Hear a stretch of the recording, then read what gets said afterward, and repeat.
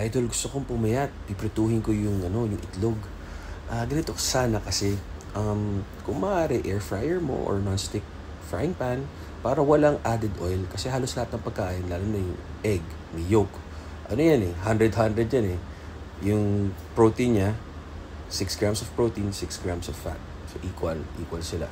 Parang pang keto. Tapos nature's multivitamin yan. Poor man's multivitamin.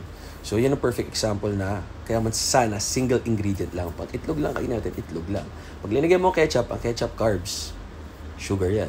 So, yun. Tapos pag nag-total yung calories nyo, tataba kayo.